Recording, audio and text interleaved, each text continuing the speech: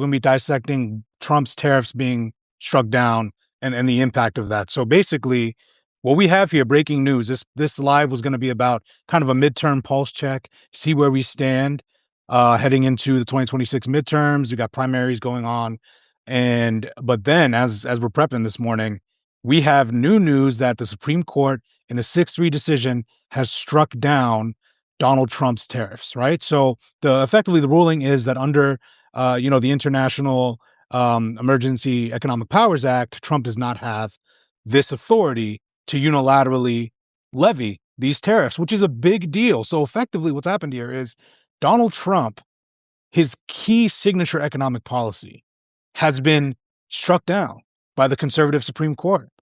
It's a pretty big deal. I know they're going to try to twist it. I've been watching some Fox News. They've been trying to spin it, saying there's other powers and means that Donald can use, but this is pretty significant. I mean, we have basically his effort to expand his whole theory of the unitary executive, the authoritarian powers that he thinks he has, is by inflicting his will through these emergency powers, right? He does these fake declarations. We see it with immigration. We saw it with, the effort to deport those immigrants to CCOT. We've seen it with these tariffs, right? So this is not just about, an affordability issue, right? This is actually an authoritarian power being struck down by the Supreme Court. So I think that that's really important because a lot of people didn't expect this. I mean, you could see during the arguments, if you were paying attention to what was going on in the court, that, it seemed where they were leaning. But obviously the Supreme Court's not been ruling in the favor of democracy as of late. We had the ruling about the immunity, a few years back. We have all of these rulings against us in the pro-democracy coalition. And now this is a really big deal. So first off, thank you guys for joining. I see you guys coming in here. Again, the earlier live we had scheduled has had some technical difficulties, so I had to restart a new one. So there might be less people here, or people who missed it on their calendar invite. But thank you for those of you guys who are here. I see y'all hitting the like button. Keep hitting it. If you have any questions, engage in the chat. I want to just talk through this with you guys, figure out what's going on. I got the New York Times website up right now, looking at any updates here. We have some Republicans saying, some Republicans trying to condemn this being struck down by the Supreme Court. But I'm going to tell you a secret.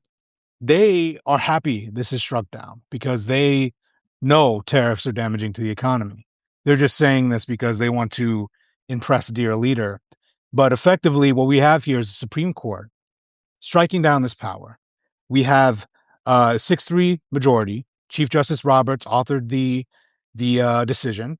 We have Kavanaugh, we have Alito, and we have good old Clarence Thomas in the minority there, but Gorsuch and Barrett in the 6-3 majority along with Chief Justice Roberts, right? So, this is really one of those things where I've been paying close attention to what Amy Coney Barrett's been saying in interviews and in her writing.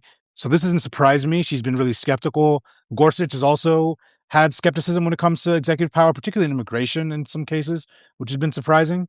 But we have a question here from Chain Champion. What excuse did the usual three have for dissenting? So right here in the New York Times, it says 3 conservative justices argue the tariff decision may unleash chaos. So their argument was, in a 63-page dissent written by Kavanaugh, joined by Clarence Thomas and Samuel Alito, the dissenters are saying that the decision could lead to chaos in the short term, as importers, they've already paid their tariffs. Are saying basically, this is what their quote says: the United States may be required to refund billions of dollars to importers who paid the tariffs, even though some importers may have passed the costs on to consumers. So what they're arguing is that we shouldn't undo this abuse of power, because in order to remedy that abuse of power, it's going to be messy. Okay, so that's what the dissenters are saying, effectively, that because the refund process is going to be messy or difficult, therefore this should stand. Yeah, that's not a really strong reasoning here. Let's not correct the mistake. Yeah, and Jennifer's saying we hope consumers get refunded. I mean, right? you would think, given consumers the ones who paid this, and the Kavanaugh has a slight point in that the corporations that may have passed this cost already onto the consumer will be getting a refund and therefore potentially profiting from it. So, all right, let's structure this in a way that consumers get the refunds, right? Maybe you get blanket refunds that get sent across the board. And, we're going to see what happens there. But essentially, I really think that we're in a situation where their logic makes no sense in the dissent. So we see another person, Melinda, here says, interesting that the Supreme Court waited until after both houses of Congress voted down some of the tariffs. Yeah, I mean, honestly, I think that's a good point that we have here from Melinda, where the Supreme Court does watch they take the pulse of the country and they do pay attention to the mood of the country, and they do tend to rule in some cases along with the mood. I mean, that obviously is not bore out with Roe v. Wade and some other cases, but I'm telling you, like, this is another indication of Trump's weakness. All right. Like, this is another indication where we have lower courts ruling against Donald Trump. New York Times count 150 lower courts have struck down or temporarily paused or permanently paused Trump's actions. We have now the Supreme Court ruling against Trump's signature policy here, which is a huge deal. It's genuinely a huge deal. And then we now have all these other indicators of his weakness from the polling, from election losses, special elections. This is a person that is weakening rapidly. This is an administration that is not on strong footing. And I think that's very important. So we have some other people here in the chat. Okay, yep, seeing you. This is not the first Supreme Court that's caused chaos. Yeah, Jennifer, you're right. This is not, if chaos, that's a key point. In the dissent, they're saying striking this down would cause chaos because it would be difficult to levy refunds. As Jennifer notes, this is not the first case that has caused chaos. What about Roe v. Wade being overturned? What about the poor woman and young girls that had to try to cross state lines, desperately trying to get an abortion, or the woman who died as a result of that case? So yeah, you want to, because of the refund process, it would cause chaos. So you don't want to strike this down. The dissenters really did not have a case at all. Truly, they did not have a case at all. And I'm seeing other people saying they're hoping that the threat of SCOTUS reform after elections is scaring some of the justices. Yeah, I mean, as much as they try to be above or pretend they're above the political moment, oftentimes these justices are watching, and they're likely seeing that, Chief Justice Roberts, allegedly, from people who report on him and from what I've heard, is that he does care about the credibility of the court, which would surprise a lot of you and surprise a lot of us, given how he ruled in that immunity case, which I think, and Roe v. Wade, which I think, well, he dissented on that, but I'm saying on the immunity case, shattered pretty much irreparably almost the court's credibility, and the Roe case as well. But seriously, I do think they do watch, and maybe they're trying to create some kind of persona of independence. But another thing to watch is sometimes they do this thing where they give a win here and a loss here. So what's going to happen with the voting rights case that we might get next week, maybe as soon as next week? I personally think it might take longer, but the Lisa Cook case, I know that they don't want to, they'd potentially seem opposed to letting Trump unilaterally remove, fire basically Lisa Cook. We had Weird Kavanaugh talking about independence of the Fed, which is interesting. Like, when it comes to this money stuff, they seem to be really on board. But yeah, I do think they're watching largely in other cases. Yes, I see you guys in the comments. Keep commenting, keep smashing the like button. I'm just doing a solo live here. We're supposed to have a guest today, but you know what? We're just going to do solo live. We're talking about the tariffs. We're going at it. Sometimes you got technical difficulties. You got to roll with it. And I appreciate y'all popping in here. Thank you. Smash that like button. I see you in here. Subscribe if you haven't already. I'm sure if you're here, you are a subscriber. But if you are not, hit that subscribe button, and also consider becoming a paid subscriber to this work, because we're doing journalism next week. I got a whole slate of interviews and live streams we're doing. So definitely tune in there. Appreciate you. Okay, I'm seeing subscribers coming in as we speak. Y'all smashing that like button. Go ahead. Appreciate you. And hit the comments up. I see you in here. Thank you so much. Grateful for all of you. Melinda says, yes, they care about their money, so they want to keep the Fed independent. Yes, SCOTUS knows Fed independence keeps the economy afloat. Their monetary policy keeps the economy afloat. You cannot be having Trump stooges in there raising and lowering inflation at whim, or basically raising and lowering rates, which would impact inflation. So we have, for example, Argentina. We've seen what happens when you have corrupted monetary policy, these other countries where you have monetary policy that's just at the whim of the executive, it does not go well. It never goes well. This is just not something that you can play with. And I think the Supreme Court clearly sees that. And some people are saying that this is actually a bailout of Trump, canceling the tariffs because he won't back down on his own. So Supreme Court has to force him to, like he's a child. Because in a lot of ways he be acting like a kid. He cannot be convinced out of this. So here we say, could another question here from Spacey Tracy: could the voter reform case be delayed, legally, of course, through red tape until after the elections? One of the things I do think could happen with the voting rights case is if Supreme Court still wants to give Republicans a win, they might rule next summer, or not next summer, this summer, and it wouldn't come fast enough. Like it'll literally be before primaries. Like, you know what I'm saying? After primaries are done, they won't be able to redraw anything really. So it'll more impact 2028. So we're going to see. But again, a lot of what we're looking at here is there might be too big a turnout, too big of a vote to really rig in this 2026 midterms. I'm really optimistic. I know a lot of people think that the midterms will be stolen. I don't. I think he might try, but I think every indicator is showing a weakening president that knows very well that he's going to lose and is acting up. So to your question, yeah, I think they might actually not rule on it yet. We'll see. So we have Odell here saying, don't think Trump would ever admit he was wrong about something. So having the court end the tariffs, improve the economy sounds plausible. I mean, I don't know. That's what people, I mean, it bails out a lot of Republicans that wish they could speak out against these tariffs because they're foolish and unpopular. And even though, a lot of the tariffs have been rolled back already, and even if some of the tariffs haven't been as catastrophic as many have suggested or we predicted, it's still associated. All the affordability and inflation is now associated with the tariffs in Americans' minds. There's really not. Trump talks about tariffs daily. There's really nothing they can do. Like, there's nothing they had a big meeting. It's one of the things I was going to talk about on this live. They had a big meeting this week.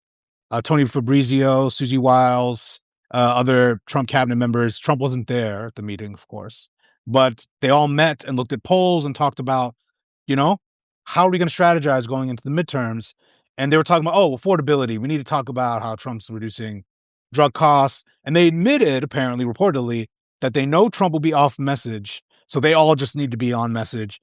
That's just not how this works. You can't just convince people. Like, Trump is out here. He was in Georgia yesterday talking about how he fixed affordability. Like he's already doing a victory lap on something that is not resolved. Americans, I personally think the damage is done. I think he has behaved so horribly over the last year. I think they have eroded so much of their goodwill. I think this administration is so far gone when it comes to their botched implementation of Project 2025, the tariffs, the impact from last year, especially with the up and down uncertainty, the runaway AI. First off, like I think the lack of regulation on AI is a huge bubble risk. We can get into that too. If you got more details, let me know, because I used to work in tech, so I got a whole other techie side of me I could unleash if y'all want. Get really wonky on that. But really, I do think they're past the point of no return. I think they're cooked in the midterms. I think there's nothing they can do, frankly, to win. Okay, we have someone else here. Change Champion says, just saw that the husband of the labor secretary has been barred from the department's headquarters after at least 2 female staff members told officials that he had sexually assaulted them. Yes, this is a story that the New York Times is reporting, which is insane. Labor secretary's husband had to be barred from the facility because he was sexually assaulting staff members. This administration, the type of people that it enables and attracts, this alone would have caught like all of these micro scandals, these new disgusting things that develop would have tanked any other presidency or administration, or at least caused days of news cycles. And in this case, this is just one of the many that we have this week. So we have another question here, Melinda. Lots of retailers stocked up and before the tariffs, and they're running out of inventory. Yep. So we're going to start seeing more of the impacts of the tariffs now and coming into the coming months, because a lot of people did kind of buffer themselves inventory wise for the tariffs. So now they might be let off the hook. But from what I'm seeing and what I'm reading, Trump administration is still going to try to push these tariffs forward. And yeah, so we're looking at this now. I'm looking at some reporting from the New York Times, just seeing some people responding. India was obviously subject to the highest of tariffs imposed under this. So the Indian tariffs are going to be removed. It was totaling 50% from August until about 2 weeks ago. So if that's reduced, that's going to be a huge relief, because I personally know a business owner who had to move her manufacturing, from more further east in Asia over to India. So there's a lot of manufacturers that are going to get some relief there. And we also see in the New York Times, they're saying that there's plenty of other legal authorities they can use to try to impose new tariffs, but you can't really do this. You have I'm really reading these authorities. A lot of them are temporary, put in place for, a certain amount of time. It's not, this is a big deal. What happened today was a situation where I think his biggest economic policy that we know was struck down. His biggest attempt to flex the administration, and expand executive power. This was a big blow, and it was also a big blow to the unitary executive theory. So as we know, like Project 2025, William Barr, just for decades, conservatives have been trying to push the unitary executive theory, the idea that the executive, the president, is all powerful and can effectively do whatever he wants, right? That's been the center of Trump's authoritarian modus operandi, right? That's the methodology that they use. And basically, we're in a place now where this is the big component of that was struck down. Obviously, the Supreme Court beforehand was doing a lot to empower the unitary executive theory. And this time they're pushing back dramatically. But again, we'll see. We'll see what other cases come down the pike. But this was a really major one. Voting rights being the next one, and Fed independence, I think, will be really important to watch as well. Thank you guys for being here, popping in. Keep hitting that like button. I see you. If you have any questions or comments, throw them in. I'm here. I'm hanging for a little bit. Guests might still join if they're able to sort their tech issue out. Potentially not. But either way, we're going to be talking through this. First off, subscribe if you haven't. Appreciate you. Become a paid subscriber, especially if you have not, because this is independent journalism that we are doing. And, it backs that work. So any other questions you guys have, thoughts, or the topics of the day you want me to talk through? Because I know we got the tariff stuff, but there's like 1,000 other things that have happened this week. His Board of Peace. Okay, yes, we have changed the Board of Peace. Okay. Insane. So apparently they're taking $10 billion to fund it. And he doesn't have congressional authority to do that. So I don't know. I guess he's just going to steal it. And effectively, I heard he was named the chairman for life. How does that work when he's not president anymore? So are you saying that like the Board of Peace will still be a thing that exists when the next president is president of the United States? There's going to be Trump running some kind of shadow UN with this conglomerate of countries, potentially undermining U.S. interests. It's insane. It sounds insane. It doesn't sound like it can really hold up. And also this $10 billion slush fund, who's regulating it? What is the oversight? It's just another component of Trump's corruption that's absurd and insane, frankly. And I don't know, again, if could you imagine if Obama tried this? Like if Obama, and I hate to do these comparisons, but it's like if Obama had created a coalition of like rogue states, countries, to like try to rival the UN, and was like, we're gonna take $10 billion from the U.S. government, fund it, and just kind of do our own thing over here. Oh, and I'm chairman for life, just in case if whoever's next president, I'm just chairman of this rogue board. It's insane. Obama would have been impeached. This is a slush fund. It's insane. I just can't. There are just too many facets and too many components of this that are just so incredibly corrupt, that are indefensible, that would end any other presidency. And yet here we are, watching Donald Trump continuously get away with it. So, but actually in this case, the Supreme Court tariff case, he did not get away with it. So I want to say also, it was a good day for the rule of law. a good day, basically saying, nah, like the emergency powers you've been exercising don't empower you to do this. Taxation is for Congress. Taxation is for the elected lawmakers, not the unilateral president. And also, it really is about the power of the purse. I hope, this kind of creates some precedent so that, impoundment can't work, because they were impounding funds under emergency powers.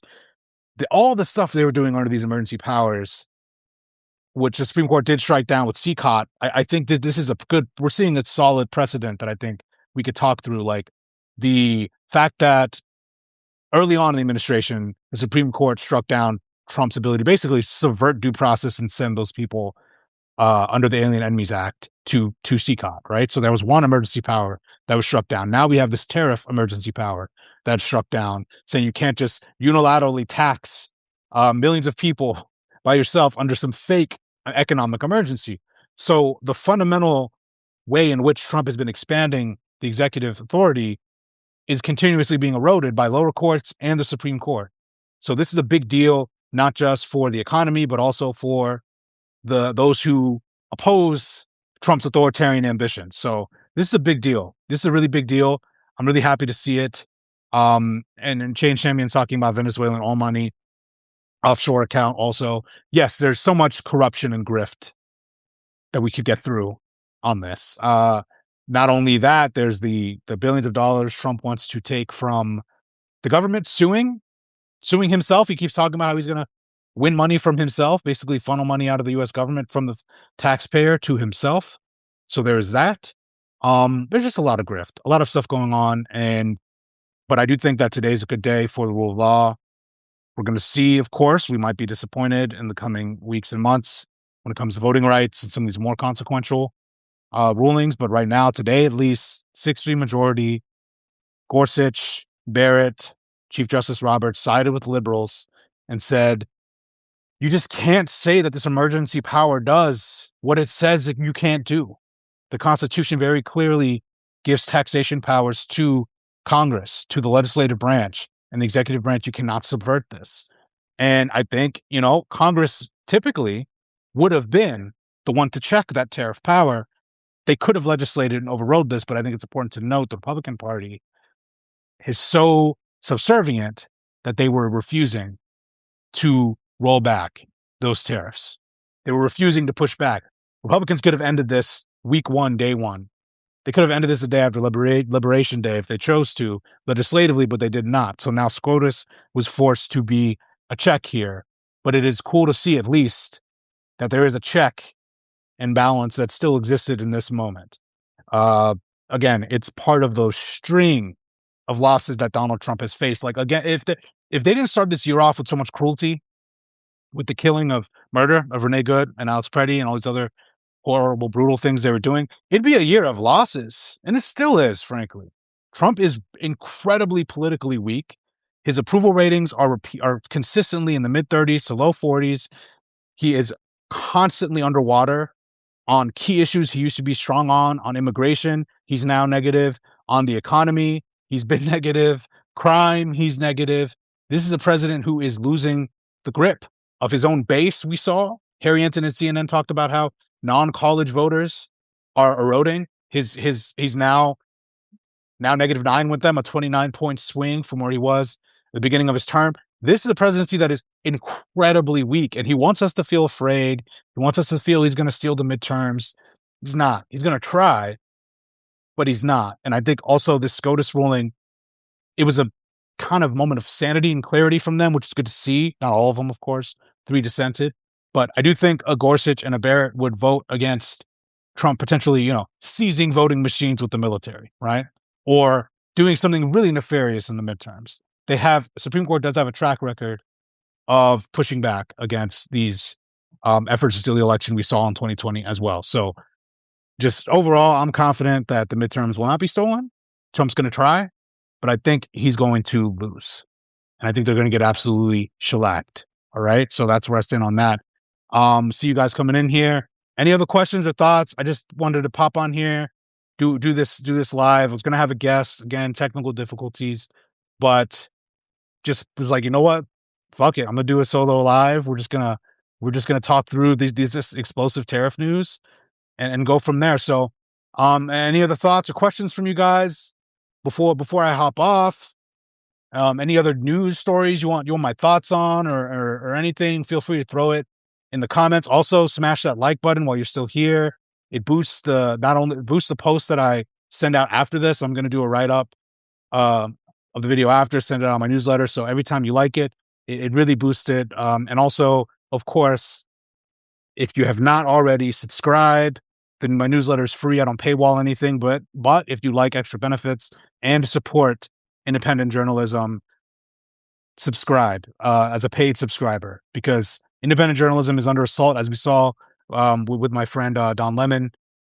He was totally he was fully and targeted by this administration. And of course, also I do a weekly Substack live with him. So if you subscribe, you also will get that notification every Thursday. But yeah, it's really a situation where um, you know, independent journalism needs to be supported at a grassroots level. I often think about how there is this, 2024, for example. Remember all that money that was raised for Kamala Harris, the $1 billion, and then it kind of goes away. And I just keep thinking about how there's all this money spent on elections and election infrastructure, and the Democratic candidate creates a deep base, a deep bench. But when it comes to journalism, could you imagine if even a fraction of that went to independent media? It would be explosive, right? It wouldn't just disappear after a candidate drops out. So, I really have just been thinking more about how to create infrastructures for independent media. What ways can we collaborate?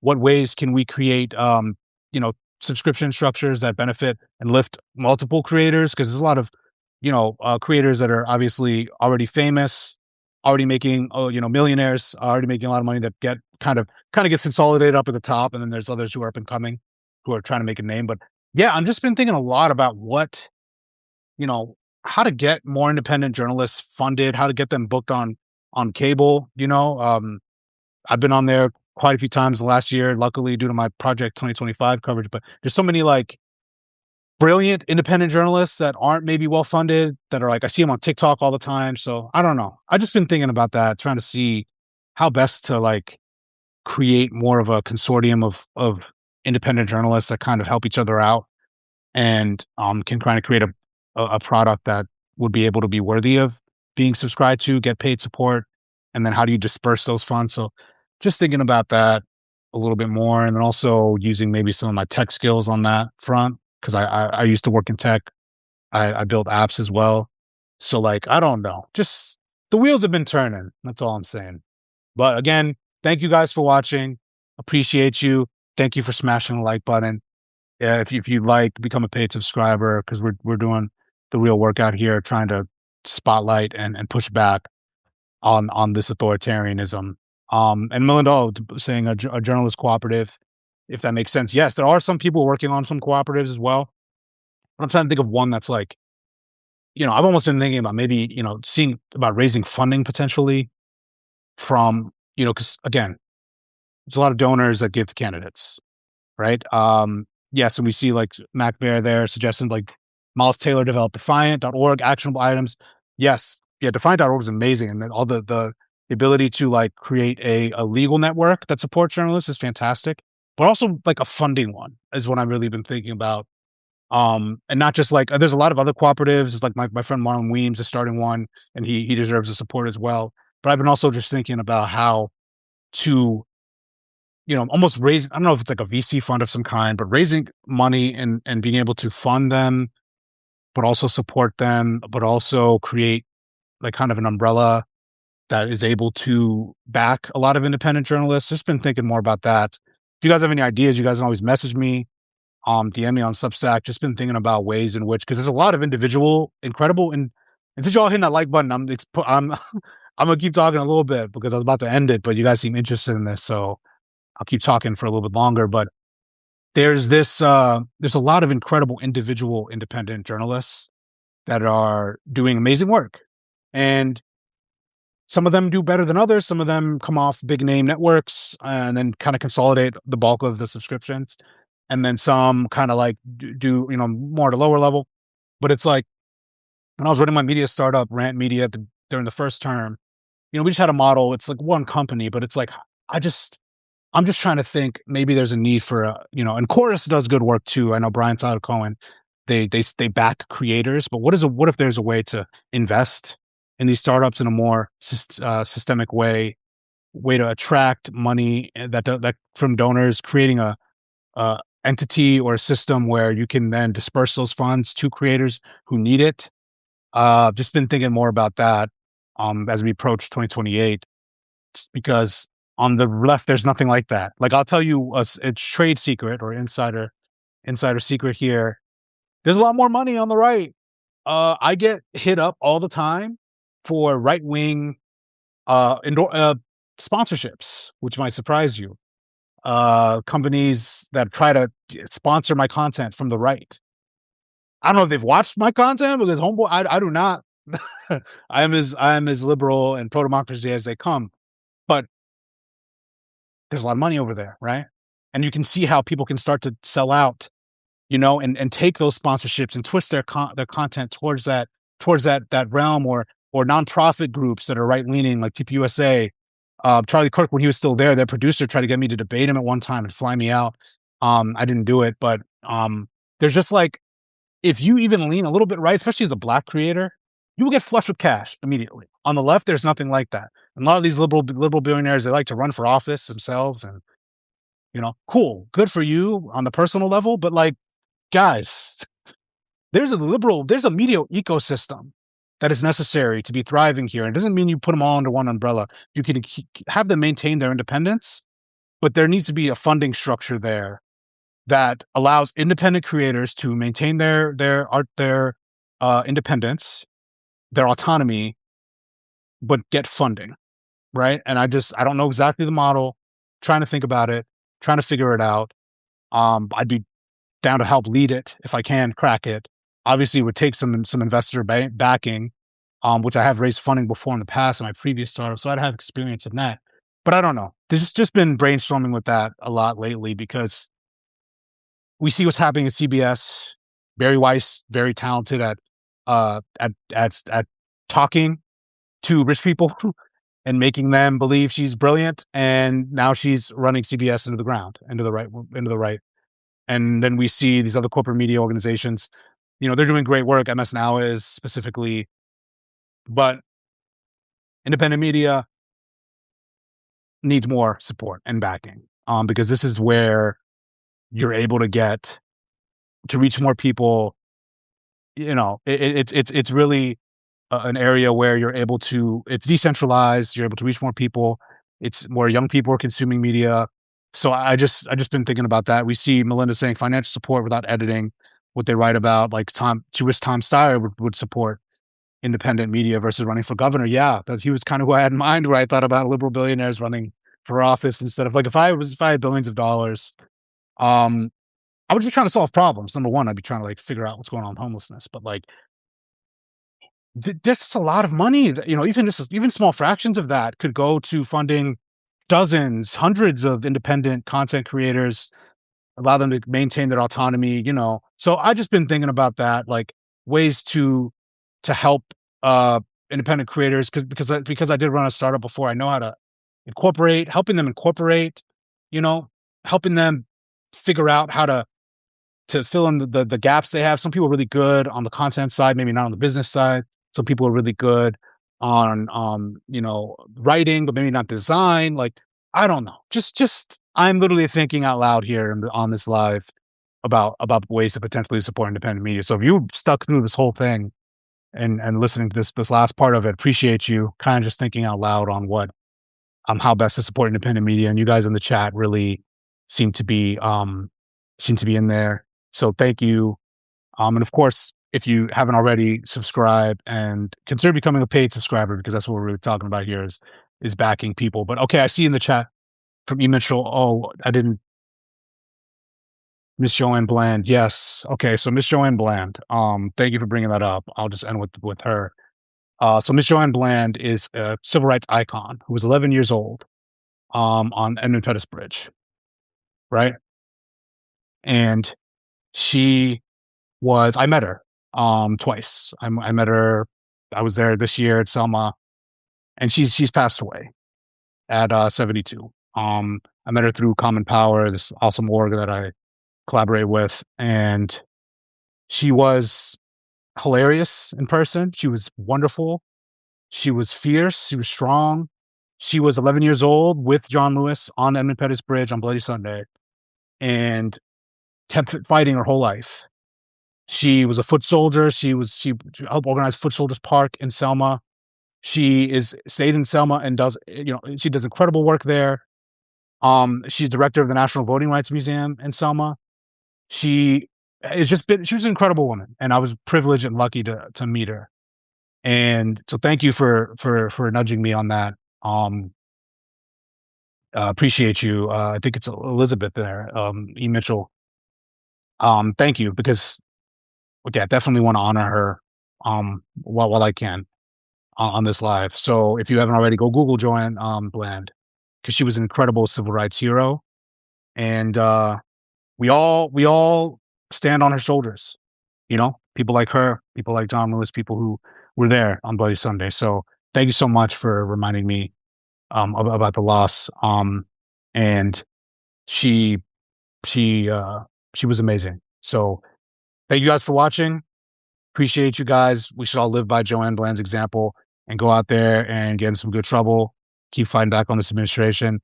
And thank you for watching me ramble on this solo live this whole time, because it really it means a lot that you're here and you let me talk about independent journalism for 20 minutes and everything else we got going on. So thank you. Appreciate you. I will see you next week. I've got a full schedule next week. I've got a live on Tuesday. James Mathewson, you guys have liked him. He's great. My buddy in the UK.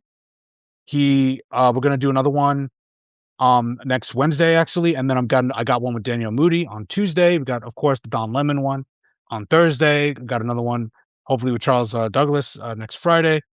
And we're doing work. We're doing work. Thank you guys for watching. Appreciate you. Enjoy your weekend. Hopefully, we don't go to war with Iran, and we're all able to get some good sleep and relaxation this weekend. All right. Appreciate you guys.